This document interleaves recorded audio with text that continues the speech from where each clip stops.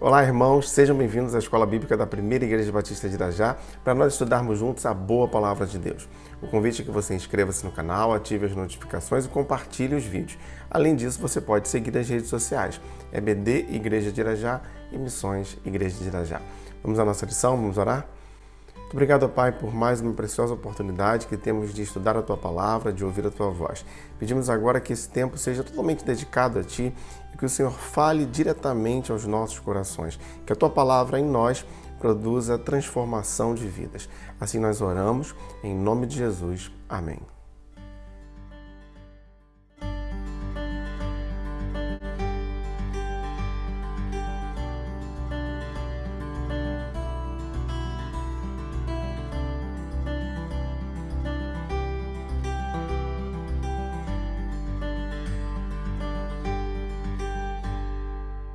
E nós seguimos estudando as cartas de Paulo, utilizando para isso a revista Compromisso, da editora Convicção. O título da lição de hoje, Um Emissário de Valor. Essa carta, a qual chamamos de Tito, é uma carta paulina classificada como pastoral. Ela fora escrita na mesma época que a primeira carta a Timóteo, entre o primeiro e o segundo cárcere do apóstolo. A ênfase, ou as ênfases da carta, estão nas três esferas principais onde o ministro deve atuar: a família, a igreja e o mundo. Assim como na primeira carta a Timóteo, em seu capítulo 3, a carta a Tito também vai apresentar as qualificações esperadas do ministro. Tito, capítulo 1, versos de 5 a 9. A razão de tê-lo deixado em Creta foi para que você pusesse em ordem o que ainda faltava e constituísse presbíteros em cada cidade, como eu o instruí. É preciso que o presbítero seja irrepreensível, marido de uma só mulher, e tenha filhos crentes que não sejam acusados de libertinagem ou de insubmissão. Por ser encarregado da obra de Deus, é necessário que o bispo seja irrepreensível, não orgulhoso, não briguento, não apegado ao vinho, não violento, nem ávido por lucro desonesto. É preciso, porém, que ele seja hospitaleiro, amigo do bem, sensato, justo, consagrado, tenha domínio próprio e apegue-se firmemente à mensagem fiel, da maneira como foi ensinada, para que seja capaz de encorajar outros pela sã doutrina e de refutar os que se opõem a ela. Então, Tito, ele está sendo aqui enviado como pastor à ilha de Creta, onde atuaria na organização das igrejas ali naquela ilha. Além disso, ele também deveria estabelecer lideranças locais para aquelas igrejas. Tito é considerado como um emissário de grande valor. Isso, pois o apóstolo Paulo reconhece a preciosidade daquela missão e da estruturação daquelas igrejas. Os versos de 1 a 4, ainda no capítulo 1. Paulo, servo de Deus e apóstolo de Jesus Cristo, para levar os eleitos de Deus à fé e ao conhecimento da verdade que conduz à piedade. Fé e conhecimento que se fundamentam na esperança da vida eterna, a qual Deus, que não mente, prometeu antes dos tempos eternos. No devido tempo, ele trouxe à luz a sua palavra, por meio da pregação a mim confiada por ordem de Deus, nosso Salvador. A Tito, meu verdadeiro filho em nossa fé comum, graça e paz da parte de Deus, Pai, e de Jesus Cristo, nosso Salvador.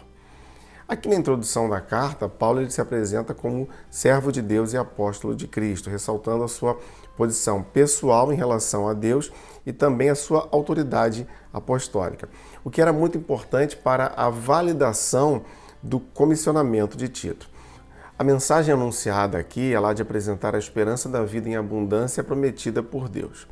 Quanto a Tito, ele escreve assim: meu verdadeiro filho em nossa fé comum. Aqui nós vemos o compromisso que Paulo tinha como discipulador de Tito e também a afetividade pelo discípulo. A fé comum, como menciona Paulo, é a fé que deve ser anunciada a todos. Tito, o emissário do apóstolo. Bom, nós já dissemos aqui que Tito havia sido enviado a Creta para organizar a igreja naquela localidade. Então ele já havia recebido a orientação sobre como cumprir o seu trabalho, principalmente ao estabelecer uma liderança local para aquelas igrejas. Daí nós entendemos a necessidade que Paulo tem de expor as qualidades do ministro, como nós já lemos nos versos de 5 a 9.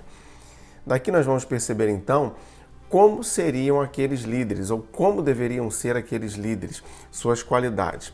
Ainda hoje essas qualidades elas são esperadas dos ministros do Senhor.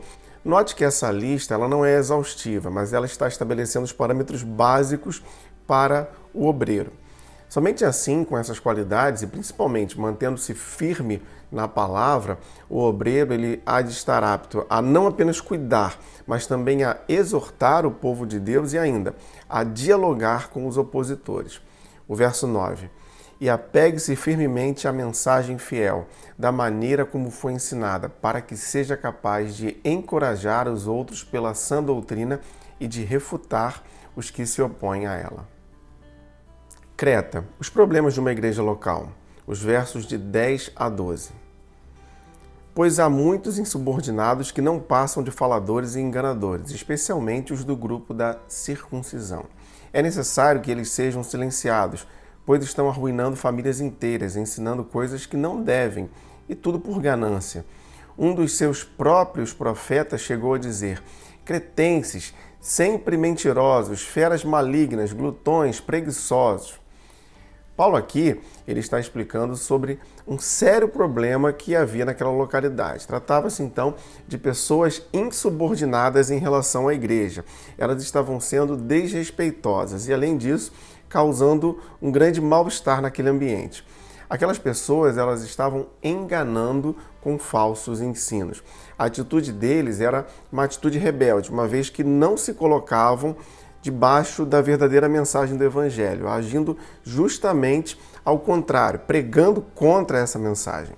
Assim, Tito ele é orientado a agir com sabedoria diante daqueles falsos mestres e a fazê-los calar em suas intenções maldosas.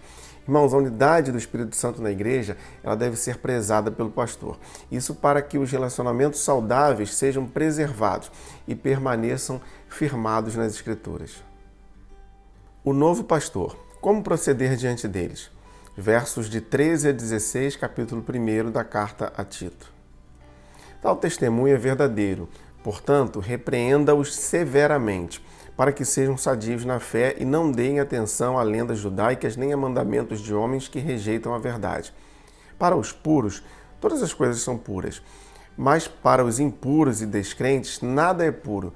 De fato, tanto a mente como a consciência deles estão corrompidas. Eles afirmam que conhecem a Deus, mas por seus atos o negam. São detestáveis, desobedientes e desqualificados para qualquer boa obra. Bom, o objetivo aqui do apóstolo, na exortação e repreensão daquela igreja, era a sua restauração. Os irmãos, eles não deveriam, então, se envolver com aquilo que não edifica, com aquilo que poderia fazer alguns desviar das verdades divinas. A orientação de Paulo àquela liderança era sobre como proceder nesses casos, de modo que a verdade de Deus ela fosse preservada. Nesse sentido, a pureza está sendo enfatizada com uma proposta de santificação. 1 Coríntios capítulo 2, versos de 14 a 16. Quem não tem o Espírito não aceita as coisas que vêm do Espírito de Deus, pois lhes são loucura, e não é capaz de entendê-las, porque elas são discernidas espiritualmente. Mas quem é espiritual discerne todas as coisas, e ele mesmo por ninguém é discernido. Pois quem conheceu a mente do Senhor para que possa instruí-lo? Nós, porém, temos a mente de Cristo. A mente do cristão ela deve sempre estar submissa a Cristo. E como nós vimos aqui, quanto aos insubordinados, a vida deles não há de condizer com o que dizem sobre Deus. Eles negam a obra do Senhor, como nós lemos no verso 16.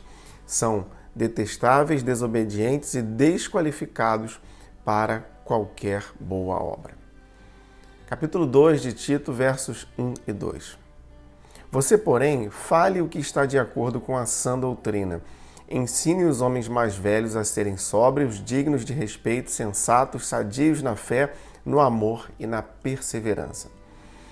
Paulo aqui está direcionando as suas exortações a grupos específicos.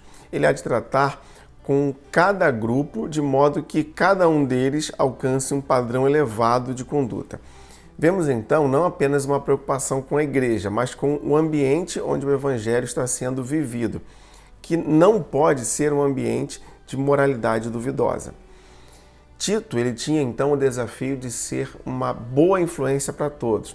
Assim, mesmo os mais velhos deveriam ser exortados a viverem de modo que agradassem a Deus, sendo equilibrados, respeitáveis, sóbrios, sadios na fé, no amor e constantes no Senhor. A palavra adequada a toda a igreja. Tito capítulo 2, versos de 3 a 5. Semelhantemente, ensine as mulheres mais velhas a serem reverentes na sua maneira de viver, a não serem caluniadoras, nem escravizadas a muito vinho, mas a serem capazes de ensinar o que é bom.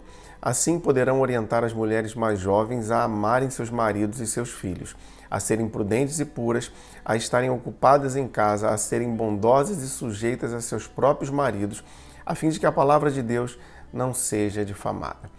Aqui Paulo continua a falar sobre o exercício da influência sobre a igreja.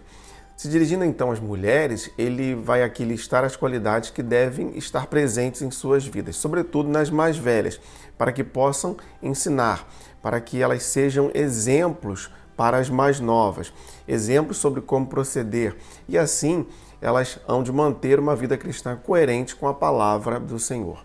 É interessante que Paulo orienta que as mais novas devem viver no temor do Senhor, buscando aprendizado com as mais experientes, sobre como ter um bom relacionamento com o seu marido e como exercer o seu papel bíblico, devendo ainda ser bondosas, submissas, ou seja, estarem sob a mesma missão, a fim de que a obra do Senhor não seja envergonhada.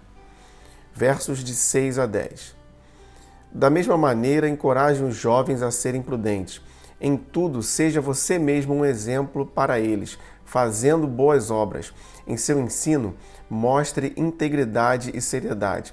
Use linguagem sadia, contra a qual nada se possa dizer, para que aqueles que se opõem fiquem envergonhados por não terem nada de mal para dizer a nosso respeito. Ensine os escravos a se submeterem em tudo a seus senhores, a procurarem agradá-los, a não serem respondões, a não roubá-los, mas a mostrarem que são inteiramente dignos de confiança, para que assim tornem atraente em tudo o ensino de Deus, nosso Salvador. Agora, falando aqui aos jovens, Paulo ressalta a importância de terem uma vida equilibrada. A conduta dos jovens deve ser exemplar. E explicando como isso deveria acontecer sobre a doutrina, os jovens deveriam ser sóbrios e mostrar integridade em seu testemunho. A linguagem ela deve ser sadia e irrepreensível, de modo que não pudessem ser alvo de acusações. E a recomendação final aqui é direcionada aos servos, que deveriam sempre se sujeitar aos seus senhores. Bom, todo esse estilo de vida que Paulo está nos apresentando aqui através do ensino àquela igreja deve ser também cultivado por cada um de nós. Assim nossas vidas agradarão a Deus e seremos exemplos do amor, da graça e do poder transformador do Senhor que atua em nós. Dessa forma nós estaremos influenciando positivamente tanto os irmãos como a sociedade onde nós estivermos inseridos. Que o Senhor abençoe o estudo da sua palavra. Vamos orar mais uma vez. Muito obrigado, ó Pai, por esse tempo de estudo onde nós sabemos que o Senhor nos guia, onde o Senhor fala aos nossos corações. Queremos pedir humildemente que o Senhor nos use como influenciadores nos ambientes que nós estivermos inseridos. E para isso, transforma nossas vidas. Aquilo que não está de acordo com a Tua vontade, que o Senhor toque e mude em nós. Nós nos submetemos ao Teu querer, à Tua vontade. Colocamos também as nossas famílias, pedindo que o Senhor continue nos guardando em tudo. Assim oramos, em nome de Jesus. Amém.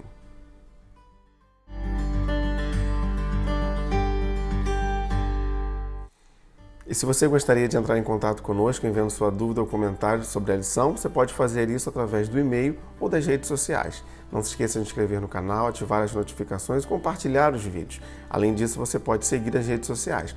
EBD, Igreja de Irajá e Missões Igreja de Irajá. Muito obrigado por você que nos acompanha domingo após domingo aqui na Escola Bíblica da Primeira Igreja Batista de Irajá. Lembre-se, leia, estude, entenda a Bíblia.